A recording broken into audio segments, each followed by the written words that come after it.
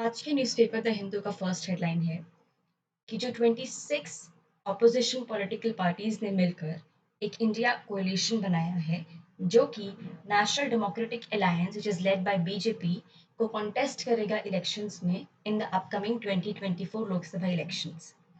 और इंडिया कोalition का ये कहना है कि उन्होंने जो अलायंस बनाया है it will safeguard the idea of India and it will also fight against जो बीजेपी का जो पॉलिटिक्स है और the campaign of hate against minorities and जो राइजिंग केसेस हैं against women, Dalit, Adivasis and Kashmiri pandits के अगेंस्ट।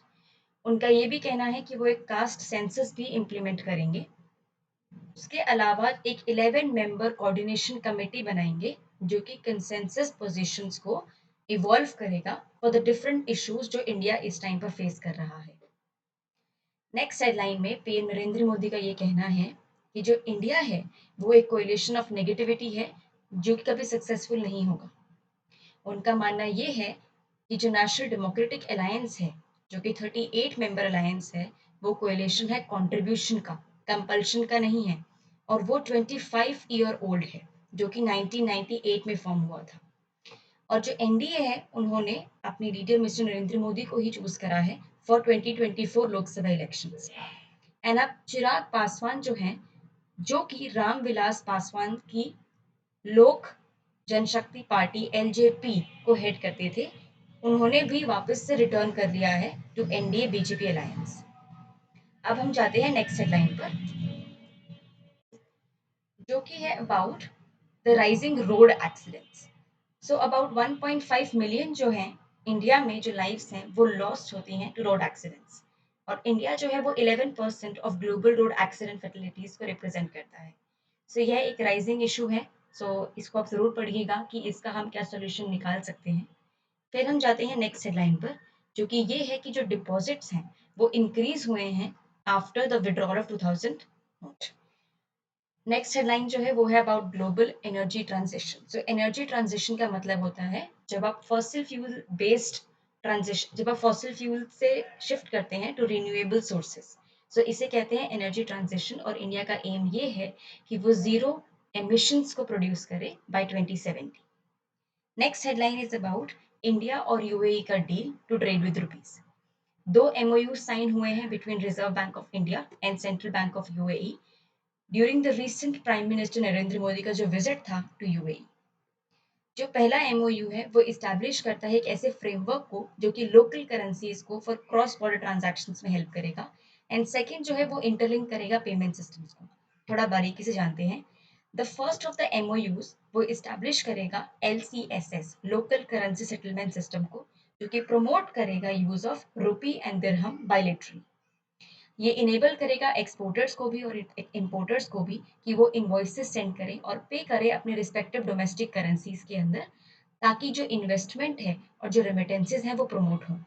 अब इसका क्या सिग्निफिकेंस होगा एक्सपोर्टर्स के लिए, वो ये होगा कि जो भी एक्सचेंज रेट के रिस्क होते हैं जब आप दो करेंसीज को स्टैंडर्डाइज करते हैं किसी थर्ड करेंसी के माध्यम से, उसको कम कर दिया जाएगा। और ये जो है ये जो कॉपरेशन है among banking systems of both the countries उसको और इन्हांस करेगा। इससे ट्रेड और इकोनॉमिक एक्टिविटी जो है वो एक्सपैंड करेगी। बिकॉज यूएई जो है वो इंडिया का थर्ड लार्जेस्ट ट्रेडिंग पार्टनर है और सेकेंड लार्जेस्ट एक्सपोर्ट डेस्टिनेशन भी है। उसके साथ साथ जो इंडिया है वो यूएई का भी सेकेंड लार्जेस्ट ट्रेडिंग पार्टनर है। अब जो सेकेंड एमओयू है वो ये कहता है कि जो इंडिया का यूपीआई है यानी कि यूनिफाइड पेमेंट इंटरफेस जो है और जो इंस्टेंट पेमेंट प्लेटफॉर्म है आईपीपी, उनका लिंकेज होगा। इसके साथ साथ लिंकेज होगा कार्ड स्विचेस का जो कि है रुपे स्विच इंडिया का एंड यूएई का यूएई स्विच, जो कि फास्ट, कन्वीनियंट, सेफ और cost effective cross border fund transfer को इनेबल करेगा। और ये ज़्यादा रेलिवेंट होगा उन इंडियंस के लिए जो 3.5 मिलियन रेजिडेंट इंडियंस हैं जो इस टाइम पर यूएई में रह रही हैं। अब हम जाते हैं नेक्स्ट हेडलाइन पर जो कि है about the new railway proposal जो केरला में प्रपोज हुआ है। ये जो प्रपोजल है ये new semi high speed railway के लिए है जिसका average speed 125 kilometre per hour रहेगा। अब हाई स्पीड क्यों प्रायोरिटी है? बिकॉज जो ट्रेन हैं केरला में जिस इन इंडिया वो बहुत ही रॉक बॉटम स्पीड पर इस टाइम पर चल रही हैं। इवन जो एक्सप्रेस ट्रेन्स हैं, उनका स्पीड भी 50 किलोमीटर पर आवर से कम है। इसका रीज़न क्या है? क्योंकि बहुत फ्रीक्वेंट स्टॉप्स होते हैं, उन्हें बार-बार रुकना पड़ता है। बहुत ज़्यादा शार्प टर्न्स एंड कर्व्स होते हैं एंड उसके साथ-साथ कुछ पेंडिंग वर्क भी है, जो कि कुछ स्ट्रेचेज़ होते हैं डिफरेंट डेस्टिनेशंस के बीच में, वो अभी तक पेंडिंग है काम। एंड जो अगर कोई शॉर्टर डिस्टेंस ट्रैवल कर रहा है, तो उसमें जो एवरेज स्पीड है, वो 50 से 35 किलोमीटर पर आवर तक भी गिर जाती है। सो इसको काउंटर करने के लिए, इसको टैकल से इसका सॉल्यूशन निकालने के लिए, जो स्टेट गवर्नमेंट है, उन्होंने दिल्ली मेट्रो रेल कॉर्पोरेशन को 2014 में एक काम सौंपा था कि वो एक प्लान प्रोवाइड करे। लेकिन जब उन्होंने 2015 में प्लान प्रोवाइड करा, तो वो काफ़ी एम्बिशियस था, काफ़ी कॉस्टली भी था एंड इसलिए वो एक फेलियर साबित हुआ। उसके बाद सिल्वर लाइन प्रोजेक्ट प्रपोज़ हुआ 2021 के अंदर, बट उसका ये प्रपोज़ल था कि वो एक एम्बैंकमेंट, एक टॉल एम्बैंकमेंट बनाना पड़ेगा हमें ग्राउंड पर, जो कि काफ़ी डिस्प्लेसमेंट होगा, लोगों को काफ़ी हार्डशिप्स फेस होंगी। एनवायरमेंटल एक्टिविस्ट ने ये प्रोटेस्ट करा कि फ्लडिंग होगा और इकोलॉजी को हार्म पहुँचेगा इससे, तो वो भी रोक दिया गया था। अब इसका इम्पैक्ट क्या पड़ रहा है कि क्योंकि जो प्रोजेक्ट्स हैं वो फेलियर साबित हो रही हैं एंड जो ट्रैवल टाइम है काफ़ी स्लो है, इसलिए कार्स और टू व्हीलर्स जो हैं काफ़ी इंक्रीज़ हो रहे हैं केरला के अंदर एंड करंटली 1.5 करोड़ व्हीकल्स हैं। For every 2 person there is a vehicle Kerala के अंदर और इसकी वजह से 4000 डेथ्स हो रही हैं ऑन एवरेज एवरी ईयर। सो ये उसका हार्मफुल जो इफ़ेक्ट है वो ये हो रहा है इसका। फिर हम जाते हैं नेक्स्ट हेडलाइन पर, जो कि है about how sons are still preferred over daughters. ये एक बहुत इम्पोर्टेंट, बहुत राइजिंग इशू है, जो कि काफ़ी टाइम से इंडिया के अंदर प्रेवलेंट है। सो इसको आप ज़रूर पढ़िएगा, ये मेंस के पर्सपेक्टिव से काफ़ी काफ़ी इम्पोर्टेंट है। फिर हम जाते हैं नेक्स्ट हेडलाइन पर, जो कि है अबाउट जो कानपुर के मेयर हैं, प्रमिला पांडे, उन्होंने यह कहा है and she has demanded Uttar Pradesh की गवर्नमेंट को कि वो एक ऐसा रूल लेकर आएँ कि जो पर्सन जो मुस्लिम कम्युनिटी से बिलॉन्ग करता है, ही और she can not buy a house जो कि हिंदूज़ को बिलॉन्ग करता है एंड वाइस वर्सा। सो ये उन्होंने ऐसा क्यों कहा? क्योंकि एक ऐसा केस उनके पास आया था लोकल लेवल पर। सो उसकी वजह से उन्होंने ऐसा डिमांड रखा है यूपी गवर्नमेंट के सामने। फिर हम जाते हैं नेक्स्ट हेडलाइन पर, जो कि है अबाउट एससी कलीजियम, जिन्होंने 4 मोर एडवोकेट्स को रिकमेंड करा है फॉर द हाई कोर्ट जजेस। सो क्या क्राइटेरिया फुलफिल करना होता है to become a high court जज, कौन रिकमेंड करता है एंड एससी कलीजियम का रोल बहुत इंपॉर्टेंट है from mains perspective and also from prelims perspective. So इसे आप ज़रूर पढ़िएगा। फिर हम जाते हैं नेक्स्ट हेडलाइन पर, जिसमें कि 4 मिलिटेंट्स को किल किया गया है पूंछ रेड के अंदर, जिनको कि भेजा गया था कि वो रीजन को डिस्टेबलाइज करें और वहां पर आतंक फैलाए, टेररिज्म को इंक्रीज करें। और इसको टैकल करने के लिए 12 hour long anti militancy operation चलाया गया, जिसका नाम था ऑपरेशन त्रिनेत्र, जो कि आर्मी ने चलाया था, ऑपरेशन उन्होंने इनिशिएट किया था। एंड आर्मी ने ये भी पाया है कि जो वेपन्स, जो एकेज वहां पर फाउंड किए गए हैं टेररिस्ट्स के पास, उनके ऊपर चाइनीज मार्किंग्स थी और जो पिस्टल्स थे उन पर पाकिस्तानी मार्किंग्स थी। अब हम जाते हैं नेक्स्ट हेडलाइन पर, जो कि है अबाउट चंद्रयान 3, जिसने अपना थर्ड ऑर्बिट जो है, ऑर्बिट रेजिंग मैन्यूवर कंप्लीट करा है एंड इसरो का ये कहना है कि जो मून मिशन है वो एकदम शेड्यूल पर है। Next headline is revolving around NIA, national investigation agency, बहुत इंपॉर्टेंट बॉडी है गवर्नमेंट की and it is important from prelims perspective. इसका इस्टेब्लिशमेंट कब हुआ और इसका मेन रोल क्या होता है वो आप जरूर पढ़िएगा। नेक्स्ट हेडलाइन जो है वो ये है कि गवर्नमेंट ने एक पोर्टल ओपन कर दिया है to refund small investors of Sahara. जो union home and corporation minister है अमित शाह, उन्होंने पोर्टल लॉन्च करा है कि वो रिफंड करें जो 4 करोड़ स्मॉल इन्वेस्टर्स थे ऑफ द 4 कोऑपरेटिव सोसाइटीज जो कि सहारा ग्रुप ऑफ कंपनीज से लिंक्ड हैं, उनको रिफंड किया जाए।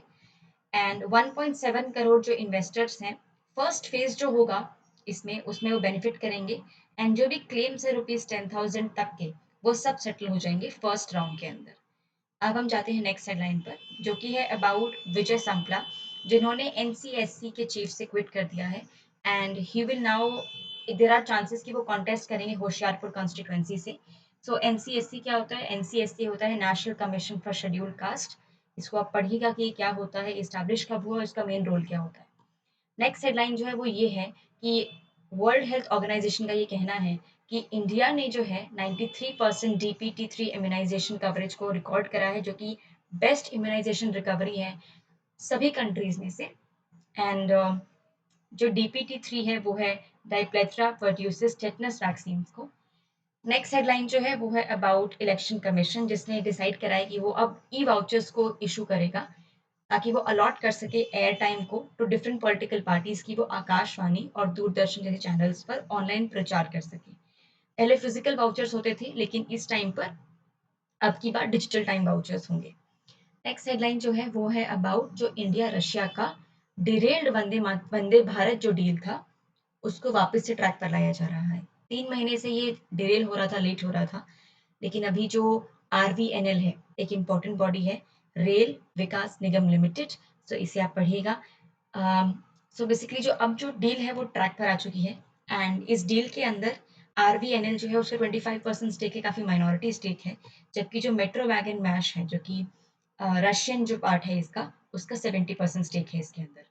अब हम जाते हैं नेक्स्ट हेडलाइन पर, जो कि है अबाउट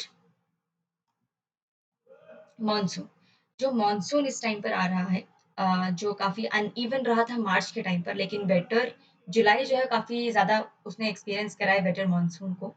सो जो अनइवन मॉनसून मार्च में रहा उसकी वजह से फूड जो फ्यूल है, इट कुड जो फूड में इन्फ्लेशन है उसको फ्यूल कर सकता है, उसको और इंक्रीज कर सकता है। And southern peninsula, Deccan plateau और जो ईस्टर्न रीजन है उसमें नॉर्मल से कम रेन एक्सपीरियंस हुआ है, जिसकी वजह से जो खरीफ यानी कि जो मॉनसून सीजन में जो सोइंग होता है वो लोअर है लास्ट ईयर के मुकाबले। एंड जो राइस एंड पल्सेस है कम ग्रो हुए हैं, एंड बिकॉज कम ग्रो हुए हैं तो जो सप्लाई है वो कम है, एंड इसकी जो प्राइस है वो राइज कर सकता है। एंड जो इंडियन मेट्रोलॉजिकल डिपार्टमेंट है उसका ये कहना है, उसने सिग्नल करा है कि जो पार्ट्स है यूपी, बिहार, असम, पंजाब, कर्नाटका और तमिलनाडु के, उसमें इस महीने कम रेनफॉल दिखाई देगा एज कम्पेयर टू बाकी। एंड जिसकी वजह से जो पैडी राइस का और पल्सेस का है वो काफ़ी सीवियरली इफेक्ट हो सकता है। आज के लिए बस इतना ही। Thank you so much for listening.